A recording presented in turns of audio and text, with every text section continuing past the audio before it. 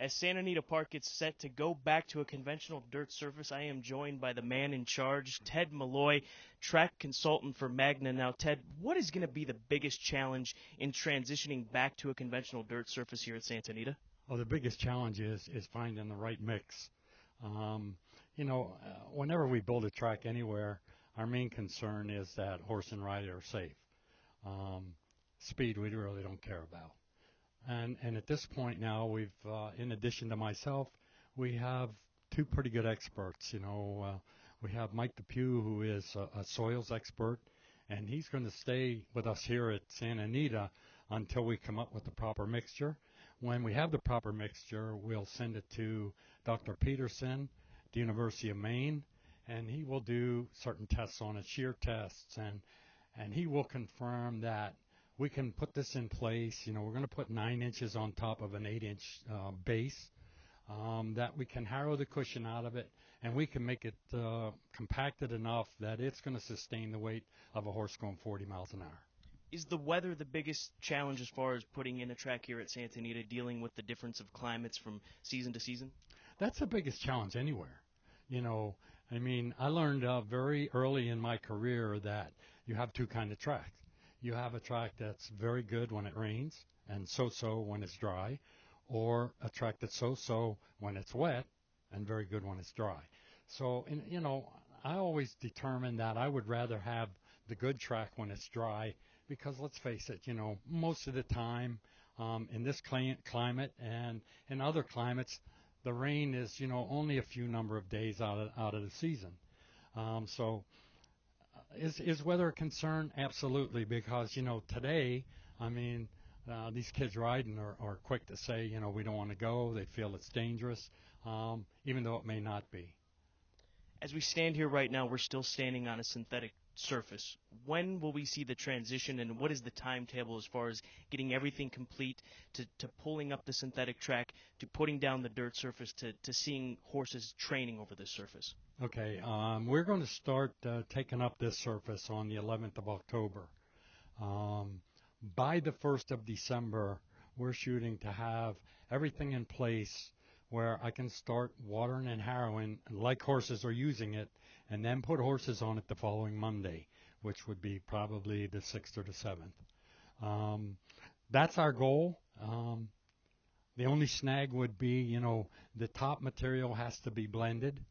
I'm sure before, too long, we'll have the proper blend that we want to use, and then to find someone who is at least semi-locally, to blend it for us, because we've looked at materials from 120 miles away, and if we have to buy that, the shipping is ungodly.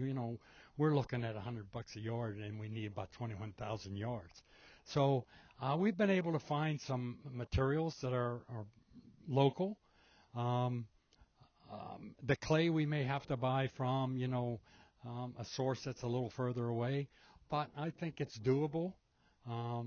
I think we're going to have a good track, and I don't have any doubt that I think the horsemen are going to like it. Will the drainage system differ from what we're standing on right now? Okay, see. Dirt tracks don't drain down through. We're going to put 9 inches compacted of a mixture of sand and clay on top of this track, and if the water goes through it, you know what happens when clay gets wet. So you have 9 inches of mud. So where this track drained down through and the drainage system underneath carried it away, most of the water will be sheeted to the inside and the rest will be evaporated. Certainly there was a lot of memories made here at Santa Anita over the dirt surface that was installed prior to this synthetic tracks. For those visitors to Santa Anita and for those that will be watching at home, what will be the differences between the old dirt track to now what will be the new dirt track here? I think the difference will be the blend. The old track had quite a bit amount of clay. When you rolled it and floated it to get ready for rain, it really got like concrete. That's not the way to go. I think our mixture is going to be different. They ripped and tilled, once a week or once a night for a long time, and then roll it back down with a water truck. That's not necessary, and it's very difficult to get a consistent surface, when you do that. Now, if you want a track to be safe, it should be fast. I don't mean ultra fast, but it should be fast and it should be consistent so that, when a horse plants his foot, he's confident enough that the next footstep is going to be the same as the one he just left. That was the beauty, or supposed to be the beauty, of synthetic tracks. Um, I think they're just a little ahead of their time. Um, what can I say? This track was pretty safe. It's one of those things. I know that the horsemen have worked closely with you and lent their opinions on the surfaces and the installation of a new dirt surface. What are some of the things that you've heard on both sides of the table as far as the installation and selecting this new racetrack that will come in here at Santa Anita? Okay, their concern really was just how consistent it's going to be. We talked about putting in what they call a two-layer track, which has a concrete base, much like I'm going to say Fairgrounds or Laurel Park, um, or even Saratoga has a hard clay base, and they have 4 inches of fluff on top of it.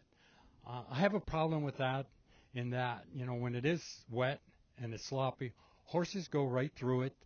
Um, they hit that hard bottom. It's not slick, don't get me wrong, it's not slick, but they do hit a hard bottom. Now with the single layer track like we're talking about putting here, we have a lot of options. Um, if we have to, we can change the mixture. If we really have to, we can strip the cushion off it and make the bottom hard. Um, I'm just in my heart that I feel it's safer. Horsemen for quite a while were quite adamant about the two-layer track where, much like the fairgrounds. But I think we've struck a happy medium where we're going to put this in. We'll have 3 weeks to test it. We can change the top without changing the whole bottom. So there are a lot of things we can do to make it to where 51% of the horsemen like it.